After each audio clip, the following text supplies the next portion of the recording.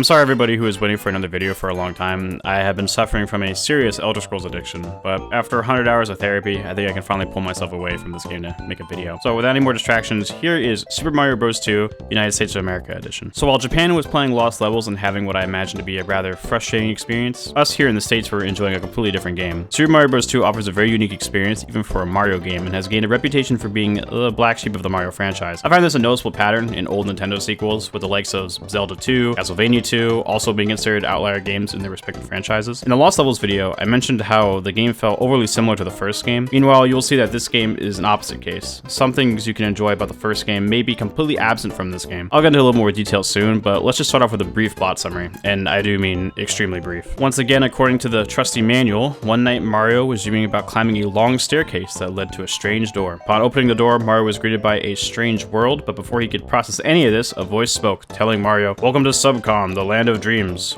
Our once beautiful world now suffers at the hands of the evil Wart. Please help us. Only you can free us from his tyranny. Oh, and remember one thing, Wart hates vegetables, I guess." Mario then awakens from his dream and later goes on a picnic with his brother Luigi and his friends Toad and Princess Peach, where Mario learns that they all had the same dream last night. At the picnic, the group discovers a small cave, and inside the cave, they find the door that leads to Subcom, just like in their dreams. After that, everything is pretty Mario standard when it comes to classic Mario games. As Mario or even Luigi, Toad, or Peach, you must travel through multiple worlds and defeat the big bad at the end, who in this game's case is Wart. After Wart is defeated, it is revealed that the entire game's events were nothing more than a dream Mario was having. So I guess Mario woke up from his first dream and was still dreaming? Okay, so now I'm going to mention something I imagine you all know by now. Yes, I am aware that Super Mario Bros. 2 Freedom Edition is just a borderline ROM hack of the Japanese exclusive Doki Doki Panic. Every time I hear people mention that fact, they just leave it there. But I want to go a tad deeper than most people and see how much was really changed, if at all, besides the obvious. So after some digging, it turns out Doki Doki Panic's story is completely different than Mario 2's story. Doki Doki Panic, the game takes place inside a book that tells the story of a world named Mu, and how in this world, the quality of dreams determines the future weather, so they create a machine to control their own dreams, making it so the weather is perfect. Then Wart, who in this game is called Mamu, invades the land and uses this dream machine for his own selfish desires. The citizens are able to stop Mamu after learning of his weakness to vegetables. That's where the book ends, and the game starts with a family who are reading the book, end up getting pulled into the book itself by Mamu, and must stop him from using the dream machine and save the land. I actually really like some of the ideas used in Doki Doki a lot. I think they should have kept the weather machine idea, but admittedly you don't really see too much of that being reflected in gameplay. There's no harsh wind or snow that I can think of having to traverse. Super Mario Bros. 2 story really didn't stick with me, even after the twist. I more so had a "that's neat" reaction, but I do applaud the attempt to add a story with multiple Mario characters, rather than rehash what was done before. Both stories are alright and serviceable for what they are. After all, it was still the mid-80s, and I'm sure most people were not picking up the latest Mario game to see the story.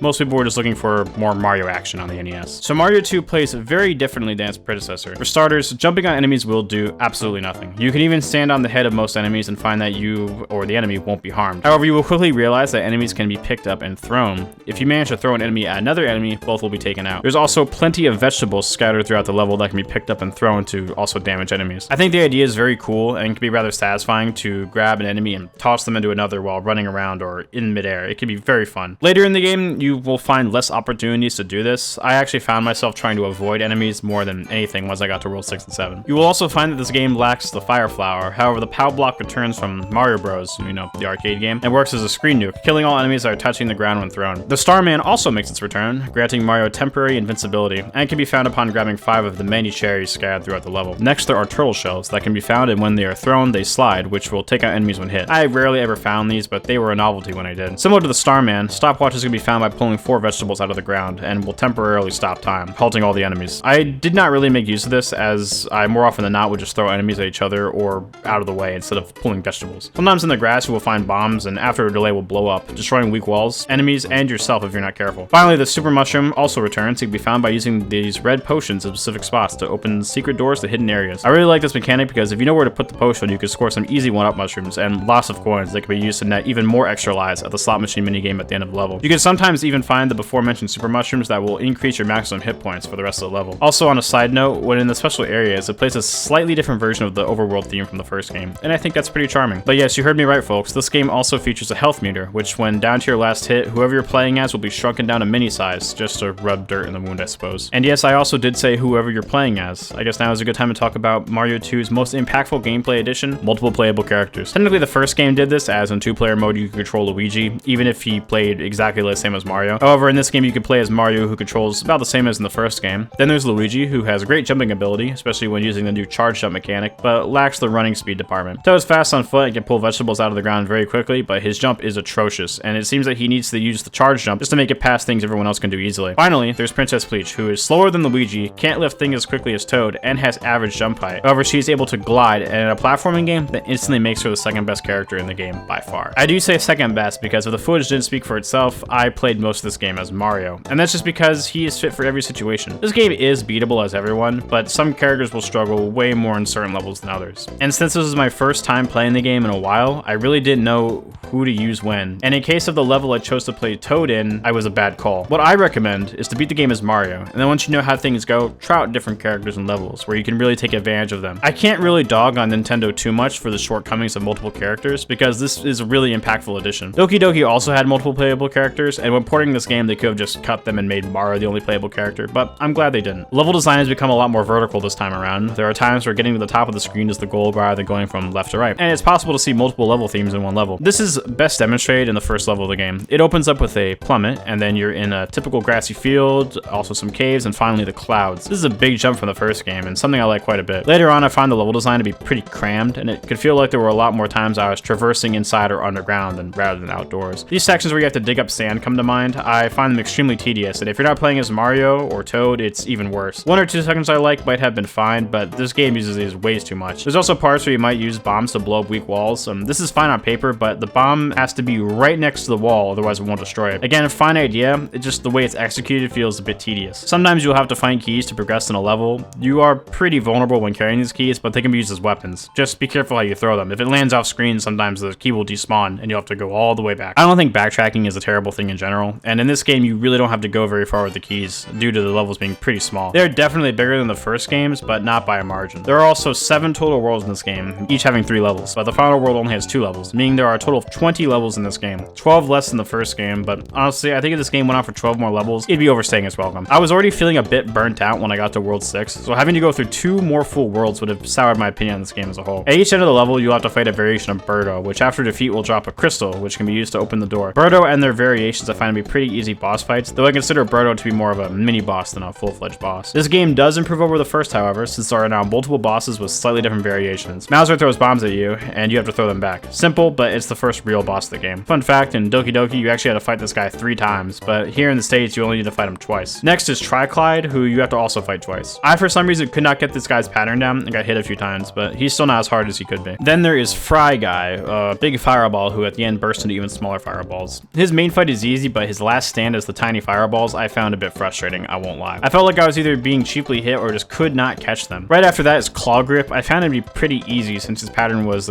simple to read after a little bit of time, and after 5 rocks he's already down. Then there's the big man himself, Wart, who you can only damage by hitting him in the mouth with vegetables when it's open. I think the Wart fight itself is alright on its own, nothing too special, but him taking 6 hits and only being vulnerable temporarily makes him more engaging than the final boss for the first game. Also, Wart himself is a unique fight, while in the last game you've already fought Bowser 7 times just with some slight variations. Enemies in this game didn't stick with me as much as the first game. I suppose Calbright and Ninjas didn't leave as much of an impression on me as Goombas and Koopas. Which, speaking of, if you were a fan of the Mario 1 enemies, then you'll be a little bit disappointed to find that none of them make a return for this game. There are some new enemies though that will become Mario staples, like the Bombs, Shy Guys, and Sniffits, and Pokies. But the other enemies may as well be generic fodder. The only 2 enemies I really remember from this game are Panzers, who I found to be incredibly annoying at times, mostly due to their placement in levels, and Phantos, because of the way they chase after you once you grab a key. Overall, I'd say the enemy variety is alright, but the first game's is much better. One thing that felt almost the same to me was Mario's controls. Compared to the first game, Mario felt a tad more floaty, but I think that's a good thing for a game like this. Everything feels responsive, and picking up an item and enemies feels good to do. The other characters felt fine too. The extra bit of floatiness definitely threw me off when making higher jumps as Luigi. Other than that, I don't really have any criticism. This is the first game to introduce ice physics and ice slipperiness in ice levels, and yes, it's infamous and it's annoying, but it's a challenge, and that's the point. It still feels much better than playing as Luigi in Lost Levels though, I will say that. The music is alright, not as many memorable tracks as the first game, and that's saying something for a game that only really has 4 tracks, including an ending theme. The overworld theme is good. I think the underground theme is alright. This game does have a unique boss theme, and I find it a bit repetitive. I also found the castle theme from the first game repetitive a little bit, so they're on about equal grounds for me. I think if you like the soundtrack from the first game, you will find this game's soundtrack serviceable at least, and and forgettable at worst. The game visually, on the other hand, is a big step up from the first game. Mario and company are a lot more detailed, sprites for enemies in general seem more detailed, objects have patterns rather than being flat colors, and the grass actually looks like grass this time around. There are also multi-layered hills just to give everything some more depth. There's also these cool effects such as grass blowing in the wind and waterfalls just to spice up the background even more. It is still an NES game, so of course if you're not a fan of the older 2D pixel art graphics, you're not gonna like it. But I think you already knew that by now. This game's first level really does a good job of showing you what to expect for the journey ahead, while also showing the graphical and vertical level design improvements. I'd say that it almost does too good of a job, since I found that the level design takes a bit of a creative dip in the later half of the game, especially World 6 and beyond. The first world is your standard grass Mario theme, and it's the most visually interesting of the worlds. The second world is a desert theme, so I hope you like color yellow.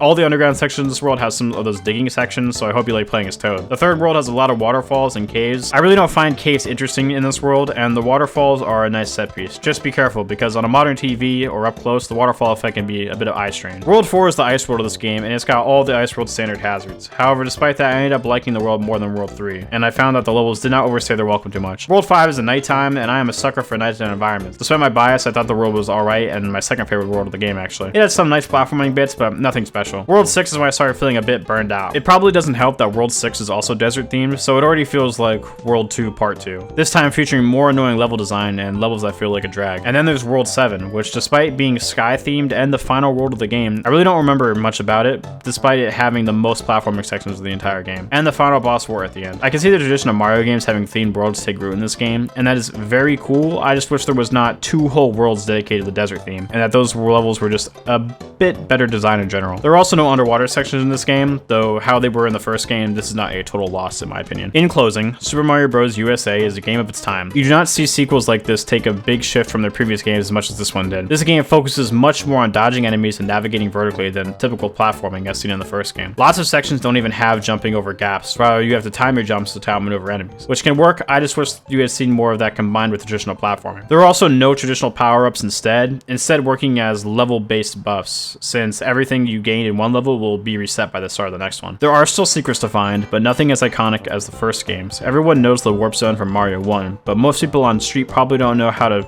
level warp in Mario 2. Some may not even know that the game has level warps. However, this game should be given credit. The improvement in its graphics while running on the same hardware is nothing to scoff at, and the addition of multiple playable characters, a new story, world themes, and mini-games are all things people look forward to in Mario games today. So you may ask which is better, Doki Doki Panic or Mario 2? Well, Doki Doki Panic did have a save feature, so that's pretty nice, but Mario 2 has a run button. And with this game being a platformer, I'll let you decide which sounds better. Well, that was my review of Super Mario Bros. 2, a strange and rough game that while still being a black sheep, its dark wool can be found woven into the DNA of Mario games even today. Thanks to you all for your continued support. Next time we'll be looking at Super Mario Bros. 3, which will be the last Mario game I review for a while. More information to come in that video. Thanks for everything again. Goodbye for now.